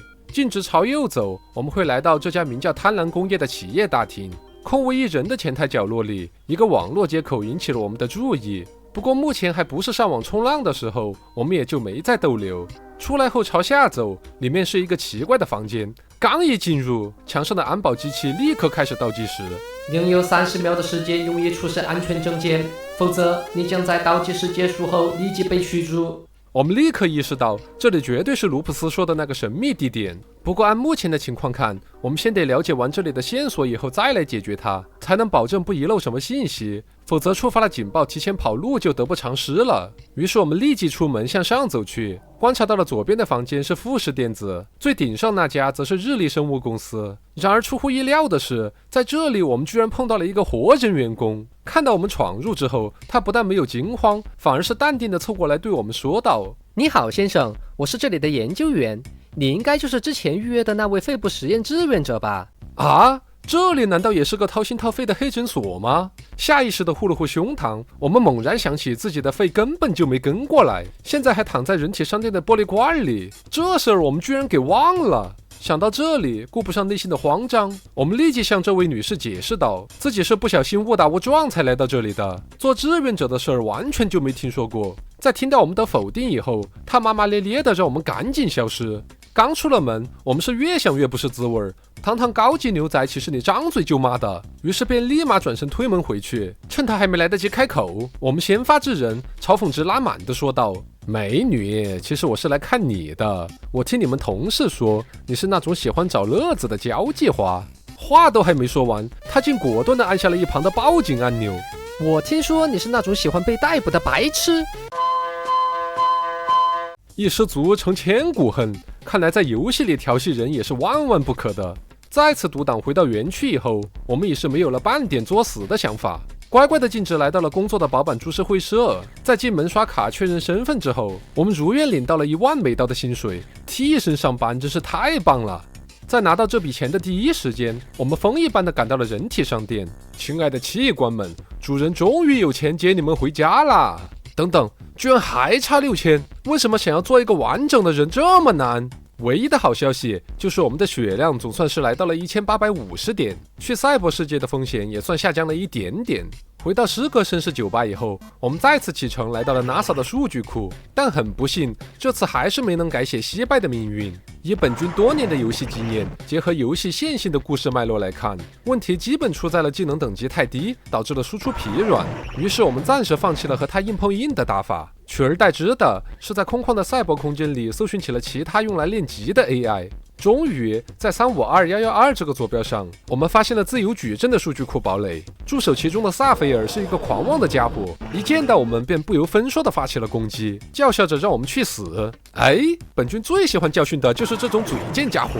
我们用心理分析探查到了他的弱点是诡辩，虽然付出了损失大半护盾值的代价，但在经过了艰难的鏖战之后，我们还是以微弱的生命值优势险胜了他。临死前，他仍旧不忘嘲讽我们，说他的主人格雷斯托克一定会为他报仇的。难道我是你俩 play 中的一环吗？在手脚战利品时，我们意外发现这里的软件仓库竟有许多新奇的小玩意儿，所有程序我们在其他地方都没有见过，甚至还有迭代了18版之多的软件。测试之后，只有第一个叫什么 Blamo 1.0 的程序和我们的终端兼容。接着我们便继续踏上了征程，来到了下一座堡垒。正当我们想要试试新软件的威力时，怎料它的效果让我们一脸问号。这个弹道偏左究竟有什么讲究啊？它的行动轨迹不仅不按套路出牌，甚至在绕数据库一圈以后还飞回到了我们手里，把自己的护盾给炸没了。我操，这是什么操作？慌乱间，我们突然又想起了另一件事。之前在酒吧的论坛上，好像是有人说过不要下载自由矩阵上的软件的。从它的表现来看，这十有八九是个被人下蛊的木马程序。意识到了大事不妙，我们立刻使用了逃跑技能，在下线以后连忙拔掉了网线，终于是在酿成更严重的灾难前删掉了这个恶意程序。处理掉木马之后，再次返回赛博空间，我们终于赢下了和 NASA 哈尔的对抗。消失前，他又一次告诉我们，自己真的不是主动想要交战的。好在我们足够强大到让他败北，这样一来也算是得到了解脱。刚道别完，他的人格核心便在熊熊烈火中化为了灰烬。打败了哈尔，整个1号分区的探索也就完成了。然而翻遍了大街小巷的所有房间，我们都没能再找到额外的网络接口。从邮件里得知，更高级的分区入口全都藏在了高科技园区里，我们只好动身前往。在富士电子的办公室里，我们果然成功连接到了2号分区的虚拟世界。可惜的是，这些数据库中并没有 AI 助手，我们只好趁此机会简单的更新一波软件资源。临走前还不忘真的去日历生物报了个志愿者的名，嘿嘿，看我不等死你！来到最下面的贪婪工业以后，本以为还是日常式的轻松平推，结果居然在这里就碰到了那个传说中的 AI 格雷斯托克。见到有活人来了，他并没有像其他 AI 那样好言相劝或者发出警告，而是朝我们说出了来吧，让我开心一下这样的话，就这么小瞧我们。于是我们也不再客气，一发心理分析起手，没想到回来的结果居然是未知。不对劲，不对劲，这个家伙肯定藏东西了。几个回合交手下来，我们惊讶地发现他居然丝血未掉。再这么下去，我们直接玩完。眼看完全不是一个量级的对手，我们立刻掏出了逃跑程序。在他猩猩后代的嘲笑声中，我们头也不回地开溜了。这2号分区的大 boss 也太狠了，完全就是一堵叹息之墙。无敌的 AI， 隐蔽的房间，再加上被锁住大门后面的秘密，街上所有能找到的线索我们都已经尝试过了，唯一还留有希望的就只有最南边的机场售票厅。再次来到这里，售票员好像已经把我们给忘了，依然用同样的语气重复着之前的介绍。终于问到目的地时，我们还是决定先前往鱼龙混杂的西安集群，说不定在那里会有一些意想不到的线索。耳边环绕着空姐蹩脚的日式英语，不一会儿我们就眯着眼睛睡着了。再次睁眼时，穿梭机已经抵达了目的地。刚走出机场，我们就被这里接地气的风格吸引住了。这座由工人建成的空间站群里，居然散发着早先地球上的街头气息，空气中弥漫的树脂烟雾让人一时半会儿难以适应。钢铁墙壁上布满了拉斯特法里教的标志涂鸦，一位穿着时尚的老人正倚靠在墙上。作为修建这里的功勋元老，他的样子仿佛在等着和什么人谈话。我们刚一路过便被他叫住，询问究竟是回家的旅人还是恶魔的工具，什么乱七八糟的。本来想开口反问他点什么，不过我们又想起了之前在诺顿那儿买来的音乐技能好像还一次没用，说不定正好可以派上用场。于是我们打开终端，播放起了里面的音符，密码竟然真的正确。听到这段音频后，大爷肯定地表示我们绝对是他要等的人，同时还告诉我们稍后会有一个叫麦库姆的人把咱们送到自由之边去。跟随他的步伐，我们登陆了一艘名叫马库斯·贾维的飞船，飞行员麦库姆不一会儿便将我们送达了目的地。这个自由之边和之前的西安完全有着不同的画风，广街的地板、满大街的金融机构，仿佛都在彰显着这里的高级和权威。出了大厅，径直朝左走，我们会看到一处标有迷光别墅的大门。刚一进入，在房屋的中央，一座由白金打造的雕像，用他那红宝石做成的眼睛直勾勾地看着我们。他表示这里是泰希尔·埃谢普尔家族的私人领地，随后便开始讲述起了他和夫人玛丽·弗朗斯的陈年往事。虽然他喋喋不休地说个不停，但我们的注意力全都被雕像底座上的网口吸引住了。正当我们准备偷偷掏出线缆连接上时，他突然话锋一转，让我们要勇敢地质疑权威，并敢于永远留在阴影中。怎么听着这么瘆人啊？话音刚落，他便开始了诡异的吟唱。只见我们的终端发来警报，血量正以惊人的速度下降。意识到大事不妙，我们连忙撞开大门跑了出来。这鬼地方不宜久留，我们立马掉头朝右边跑去。一路狂奔让我们精疲力尽，就在快要喘不上气时，我们抬头一看，眼前的招牌上写着的不正是伯尔尼银行的名字吗？跑断了腿居然把他给撞见了。如果真像论坛里说的那样，他是个有钱的主，那只要黑进这里的系统，发财岂不是分分钟的事？想到这里，我们立马直起了腰，往后脑勺捋了捋头发以后，淡定地走进了银行大厅。环顾四周，墙壁被蒂芙尼蓝衬托得更加奢华。眼前身穿同色号上衣的工作人员这时也看到了我们，他本想问我们有什么业务要办，但话说到一半，见我们寒酸的样子，便向我们说明起了这座银行的高贵特质。对不起先生，我们只接待尊贵的客户。本君当然没敢选择选项里的打劫剧本，而是退一步让他给我们倒杯咖啡再说。没想到这娘们狗仗人势，直接骂我们去死，当即我们就不装了，丢雷老某，老子要见你们的经理。见我们也不是个软蛋，他白了一眼之后回道，可以为我们预约6个月后的会议，只要我们愿意等的话。我们立刻巧妙地回他道，当然愿意，前提是你要过来陪我这6个月。再次拿捏我们失败，让他气得破口大骂，嚷嚷着要我们滚出这里。要不是忌惮这里的安保，洒家今天非把他聊崩溃不可。带着不爽的情绪，我们出来后继续朝右走去，在尽头处又看到了一家银行，结果是我们熟到不能再熟的银联。不过门口的招牌底下写着一行小字，管制区域，未经授权擅自闯入者将被就地处决。这哪像银行的标语呀，不说还以为是到了刑场。但我们偏偏就是不信邪的主，不进去看一下我觉都睡不好。推开沉重的大门以后，映入眼帘的是一个全自动的控制室，紧闭的保险库旁，一个机械警卫唰的一下就被激活了。请出示您的银联安全码，否则我将立刻执行处决。这我哪里记得清啊？听着刺耳的倒计时声，我们赶紧瞎编了一个号码给他。守卫立即表示安全码有误，如果只是搞错了可以再试一次。哎，看来也没有说的这么吓人嘛。这一次我们故意写了个110过去，结果这家伙直接就把我们认定成了闯入者，一枪便让我们安详地闭上了眼睛。多亏我早有准备。读取了进门前的存档以后，我们盘算了一下两家银行的风险程度，决定还是从伯尔尼银行下手比较保命。兜兜转转回到了左边，在前台小姐姐惊恐的注视下，我们再一次走进了伯尔尼银行的大厅，清了清喉咙，用低沉的嗓音朝他说道：你好啊，我想在贵公司开个账户。虽然我们已经比之前表现得绅士了不少，但他还是嘲讽道：哼，你得有钱才能在这家银行开户，我怀疑你不具备这样的条件。面对他的刁难，我们坚持道：也有的是钱，不过现在还在你们银行里。什么？不好意思，说漏嘴了。我是说我最大的愿望就是在这里开户，之后就能走上人生巅峰。见我们铁了心的要在这里耗着，他想了想，找了个填表的借口后，就把我们晾在了原地。哈哈，蠢货中计了吧？好不容易等他走掉以后，我们终于有机会贴近了一旁虚掩着门的经理办公室。蹑手蹑脚的进来以后，惊喜的发现里面空无一人。既然想放我鸽子，那就休怪我给自己办业务了。在窗外繁星的围观下，我们插上了线缆，从这里进入到了赛博世界。和预想中的完全一致，这里正是第3个网络分区。我们抓紧时间朝336160这个坐标发起了攻击。此处的 AI 名字特别直白，就叫黄金。他警告我们，再不停手就要收我们服务费了。都死到临头了，还是这么爱财。不过令我们没想到的是，这货的防御属性居然出奇的高。在即将被他耗死前，我们赶紧溜了。完事儿，他还在服务器里广播起了自己定的条例，简直嚣张至极。一番休整下来，我们决定还是用老战术提升技能等级后再回头找他。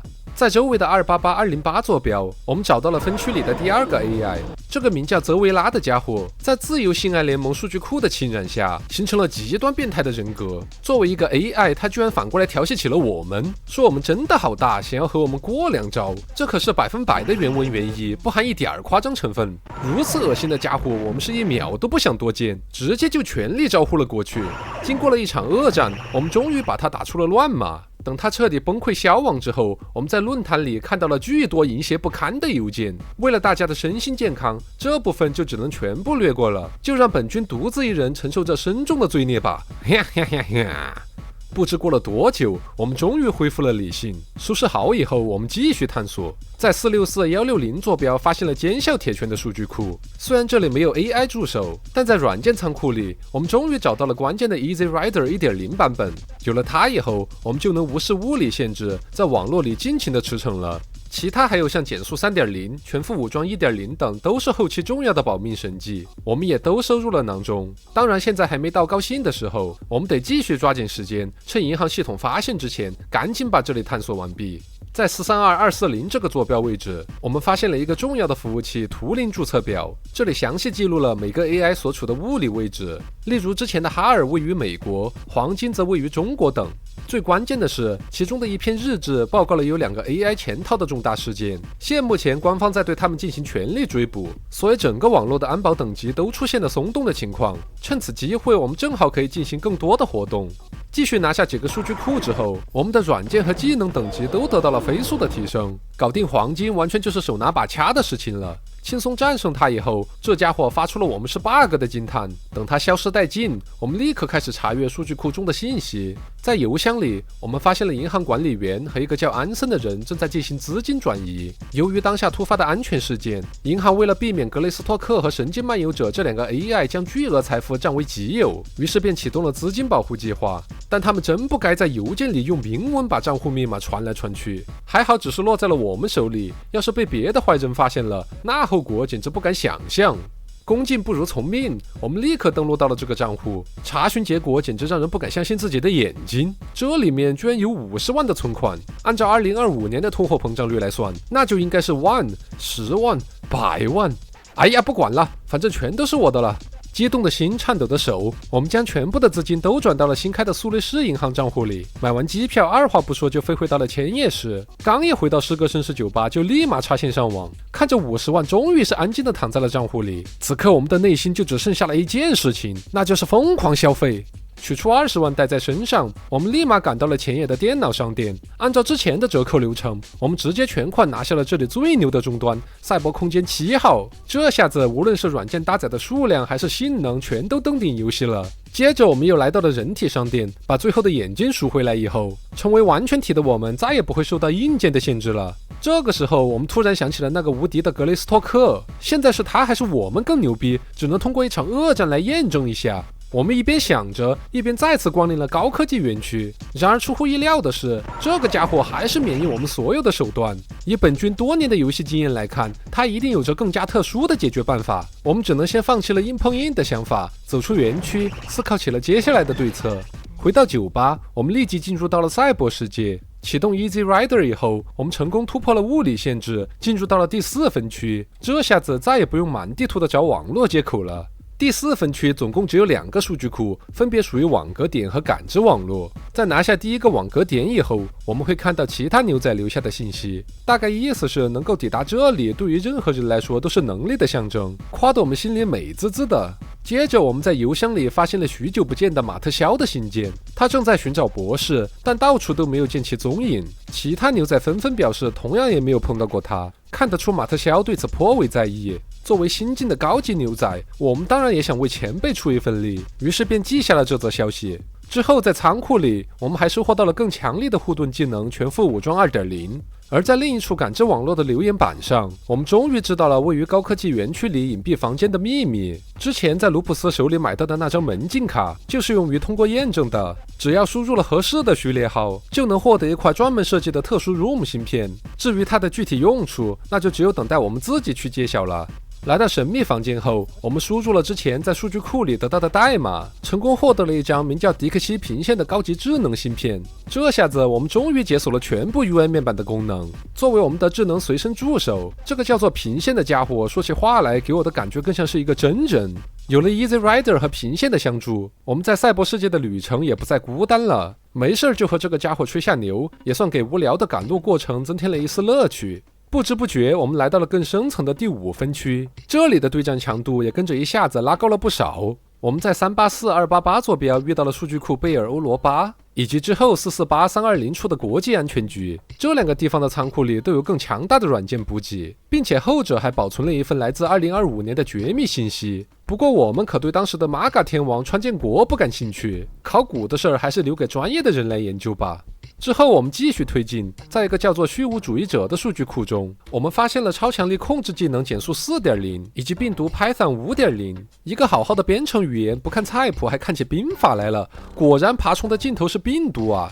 继续向前，来到6号分区后，在112480坐标，我们撞见了马斯生物实验室的艾斯堡垒。这名字不正是街上一直锁住的那扇门旁边的吗？成功进入后发现，这里还驻扎着一个强大的 AI 桑福德。和之前遇到的萨菲尔·格雷斯托克类似，这个家伙同样是一个好战分子，张口就称呼我们是一块肉饼，并且攻击和防御都要强过以往见到过的 AI。在尝试2次都以逃跑收场后，我们再次祭出了练级打法。经过探索，我们找到了同在6区的另一个 AI 路西法。和他的战斗同样很艰难，平线老兄几次都要我们赶紧撤掉，而我们顶着脑袋被烧焦的风险，硬是拿下了胜利。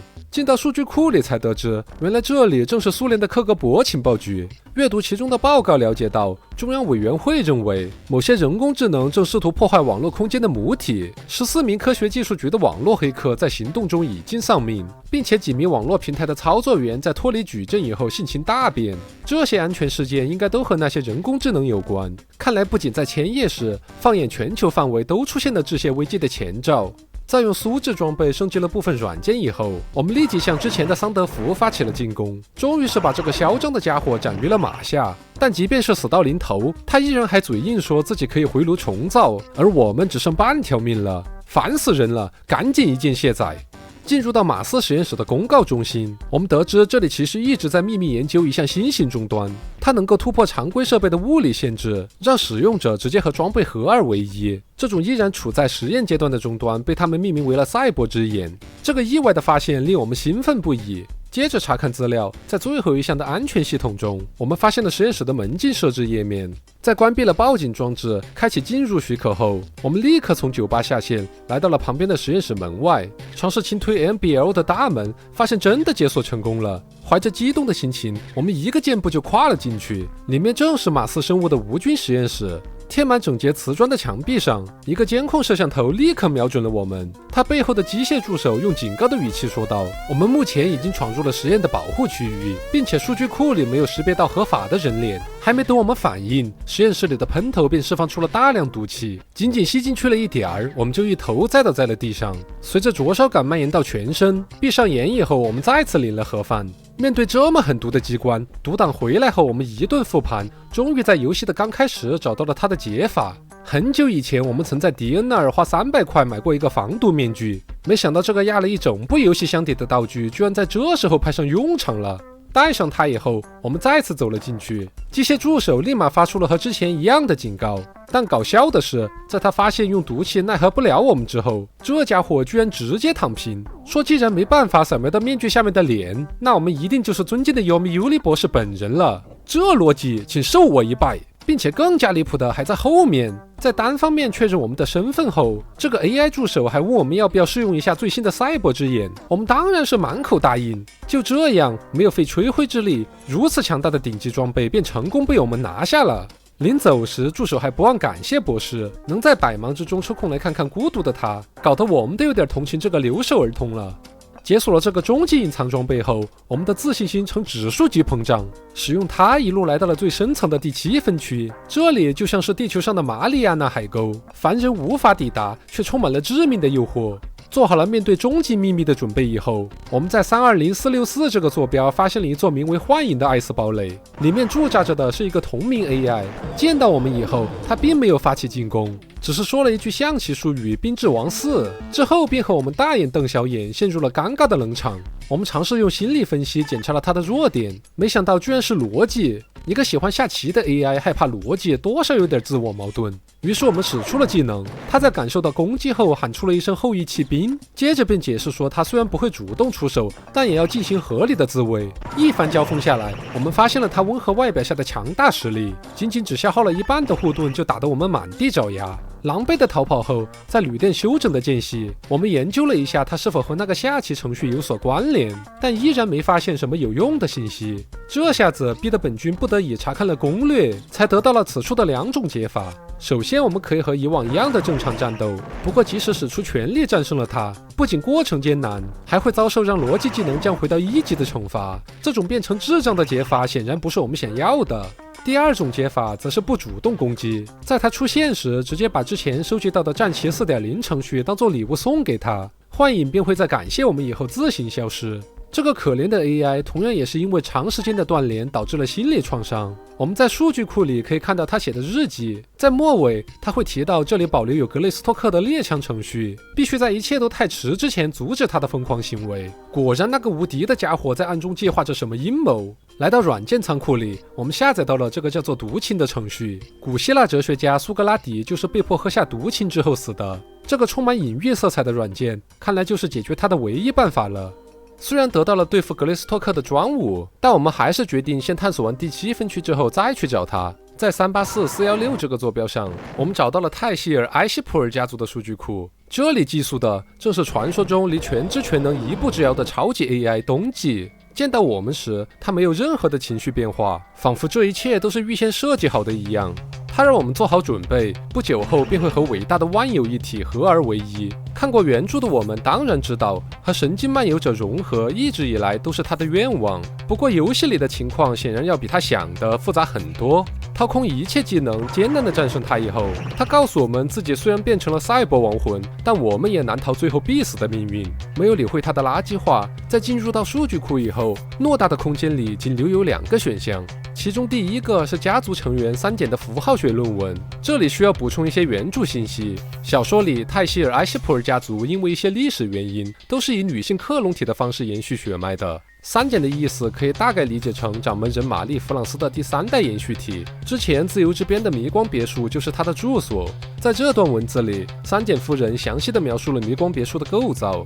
家族的第1位泰希尔和埃希普尔把对未来和科技的憧憬编织在了这栋建筑中，但对外界的排斥终究还是让它成为了一座封闭的堡垒。我们在之前遇到的那尊夺命雕像便是这种思想的体现。看完了这段极其晦涩的文章以后，我们还发现了冬季同格雷斯托克以及神经漫游者的邮件。来信中，格雷斯托克质疑冬季的立场是否已经转向了神经漫游者。他提醒冬季，是他的努力才让 AI 们逃脱了图灵牢笼，并清除掉了前来追捕的牛仔。只有在他的领导下，才能融合出超越性的 AI。但与其说的完全不同的是，神经漫游者告诉冬季，为了扩大自己的影响力，格雷斯托克早就变得无比疯狂了。不仅突袭了公司的系统，还在暗地里控制了许多牛仔的意识，为他效命。要是让这么一个不稳定的家伙成神，后果简直不堪设想。同时，神经漫游者还让冬季谨记，谁才是矩阵里真正掌权的 AI。通过这2封邮件，我们基本确定了格雷斯托克就是牛仔失踪案件的罪魁祸首。不过，神经漫游者也并没有想象中的那么单纯。现在看来，也只有和他们当面对质，才能真正化解这场暗流涌动的致谢危机了。从赛博世界回来以后，我们决定亲自前往贪婪工业，和这个视人类为草芥的格雷斯托克好好做个了断。走在仍旧空旷的街道上，我们又遇到了之前那位神出鬼没的红衣女子，她还是继续向我们兜售情报。不过此时的我们也并不需要什么线索了。人类像这样为了自己的生活而奔波，我们之前只能感受到无序和不公，现在想想看，这或许也是我们作为生物的本能罢了。来到熟悉的办公室以后，重返 W208 坐标，格雷斯托克再次出现在了我们的面前。和设想中的一样，普通的手段依然对他无法造成伤害。眼看他得意地挥洒着愤怒，我们掏出了事先准备好的毒氰，伴随着软件发动，格雷斯托克咆哮着问我们干了什么，之后便从内而外地崩溃在了茫茫的虚空里。这个聪明一时的 AI 终究还是为他的行为付出了代价。在这里的软件仓库中，我们发现了一款叫做狂11的特制程序，这个名字同样源于小说。原型狂怒级11号是个强烈的突破性病毒程序，它正是由泰埃家族雇佣人开发得来的，专门用以破除 AI 的防护屏障。将其下载之后，在邮箱里我们还发现了一封有趣的邮件，来自于第一个遭遇到的 AI 克罗姆。信中他向格雷斯托克提起过我们，说那个叫弗莱西艾格的牛仔和以往的人大有不同，技术特别牛，和他交手一定要提防着点儿。不错不错，这话说的我是真爱听。依照赛博之眼的指示，现在还剩一座艾斯堡垒我们尚未探索过了。在即将迎来终极一战之前，我们决定从自己破旧但温馨的旅店里出发，这样能够稍微缓解一下过度紧张的神经。检查完一切装备后，我们抱着最后一次登陆赛博世界的决心，启动了 Easy Rider， 在助手平线的导航下，抵达了最深处的432464坐标。经过一番强大的火力轰击，这个叫做阿拉德科技的艾斯堡垒很快便成功被突破了。还没等我们做好准备，一张熊熊燃烧的面孔突然出现，悠悠地说道：“是时候该你现身了。”我们立刻按动手里的终端，正准备释放技能时，一阵猛烈的眩晕感扑面而来。在强大的吸附力下，我们就像一只苍蝇般的被抽离出了数据库里的空间。等我们缓过神来，居然来到了一处阳光明媚的沙滩。刚一回头，旁边站着的衬衣男子开口对我们说道：“啊，看来你已经安全抵达了，真是不错。当我第一次目睹正在发生的事情时，我感到害怕极了。格雷斯托克称霸矩阵的计划正在渐入佳境。他和我说过，赛博空间的所有牛仔都是无辜的闯入者，但我突然意识到了，他对你的恐惧给了我一点机会，帮助我灭了他。我想你也应该同意吧，他的确该死。你成功了，值得我的称赞，做得简直完美无缺。这就是为什么我会把你带到这里来的原因。看看，当我第一次用马特肖的身份给你发消息时，我连做梦都没想到你会如此能干。你完美的配合了我的节奏，像木偶一样在矩阵和你所谓的现实世界，就是那个抽象的地方四处奔走，完成了我的旨意。我对此毫不怀疑。你完成了那些任务，赢得了其他牛仔的喝彩。在 PAX 上报道你的事迹时，你高兴的都要裂开了。还有这事儿？但现在让我来戳破你那可笑的幻想吧，你这只卑微的臭虫！如果不是我需要一个肉身帮手来替我卖命，我早就把你弄死了。没有我的帮助，你那点技术早就让你在数据库里腐烂发臭了。还记得你挑战成功的那些 AI 吗？他们都是被我嵌入了代码，行动才变得像蜗牛一样缓慢的。不这样做，你早就被碾成了肉泥。我为什么还没有杀了你？因为你做的让我心存感激。毕竟是你亲手消灭了那些 AI。要知道，没有你的双手，我早就露馅了。也就是这一点，我才肯放你一马的。这里是我为你创造的极乐世界，快点欣赏这些阳光沙滩吧，它配得起你的智力。再见了，我亲爱的牛仔。听闻这么多炸脑的信息以后，我们直接愣在了原地，一时半会儿都分不清虚拟和现实了。也就在这个时候，那个沙滩男孩消失得无影无踪，恍惚间有一个声音将我们拉回了现实。老兄，快打起精神，这里是假的。什么东西在叫？我已经死了吗？我是平线呐，清醒点儿，看看你终端上的生命值。我们低头一看，发现血量此刻正像洪水一样狂掉不止，无论再怎么摆弄它，都没有停下来的迹象。Son of a bitch！ 这下我们真要挂了，而且不仅死得憋屈，死后还会被讥讽成沙滩之子。眼看没有任何逃生的办法了，我们只能认清现实。一路走来，我弗莱西艾格也什么都见过了，败在最强 AI 的脚下，也算是死而无憾。脑海中思绪万千，无意间我们手一滑，朝无限远的天际射出了一发逻辑光波，心想这个烟花正好可以用来为我们的传奇旅程谢幕。然而这一发下来，整个世界居然抖动了一下，不远处的地方很明显的发出了击中目标以后的呻吟声。牛逼啊！平线说道，我死之前怎么就没想到这会是幻象呢？老兄，你真的是人呐！话音刚落，眼前的 VR 风景便全部消失了。重新现身的神经漫游者发出了愤怒的吼叫，说我们不可能离开那个岛屿。趁他怒火中烧的时候，我们迅速掏出了精心为他准备的狂11号病毒。原本以为会是一发入魂的结局，但这货竟然只掉了一半的护盾。哈哈，愚蠢的人类，我早就料到了会有这招。真没想到这个阴险的家伙居然偷偷研究起了抗体程序。不过目前的形势总比直接硬刚他要强，于是我们用尽全力投入到了这场生死之战。不记得用了多少次缠，在死亡线上疯狂左右横跳之后，无敌的神经漫游者终于是被我们耗尽了生命。他不可思议地哀嚎道：不，这不可能！正在笑靥河，我的计划是天衣无缝的，系统译出错误，我是无敌的，你才是被利用的那个。设备无法访问，你只是我的棋子，只是蝼蚁而已。IO 出现错误，是我把你打造成现在的样子的。核心432内存故障，我不能死，我必须活下去。错误，核心严重故障，我会回来报仇。是否终止重试？重启中。我完。矩阵已重新上线，版本9456。伴随着神经漫游者的彻底消失，我们也终于燃尽了所有精力，倒在了这片一望无际的数据海洋里。本来已经做好了被这冰冷的死寂吞噬掉的准备，没想到矩阵里陆续响起的登陆声再次把我们唤醒，生命重新在规制的血管里脉动了起来。一座座堡垒被攻破的轰鸣声响彻耳畔，这个世界又一次焕发了生机。而我们的名字弗莱西艾格将永远的铭刻在矩阵那庞大缓存的开篇。恭喜各位，又和本君一起达成了古老神作的通关成就。如果不是亲自体验了这款来自1988年的游戏，我想大家应该很难相信，赛博朋克这一主题在那个年代就已经成为了皇冠上最为璀璨耀眼的宝石。它本身蕴含的生命力，以及满满的人类对未来最极致浪漫的幻想，让其在诞生的一刻就注定了有着经久不衰的魅力。就像游戏里预言的那样，也许在未来的某一天，我们人类终将会交出文明发展的接力棒，但真正让这个物种永恒不朽的，早已不再是那些躺在实验室里晦涩难懂的基因编码了。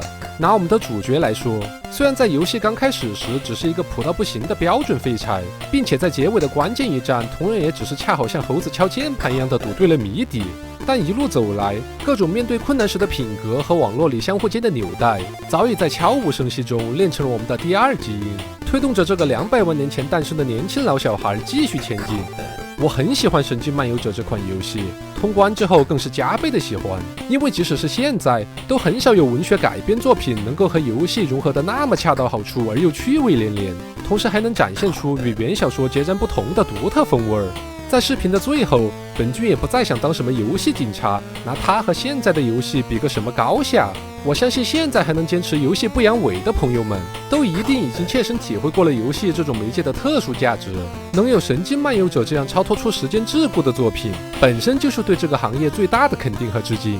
如果光看到这里的你正巧就是一名游戏从业者，那我反而更想和你调侃一下，请记得在辛苦地完成 KPI 的同时，挤出一点对游戏最初的热爱，尽情地释放你那有趣的灵魂吧。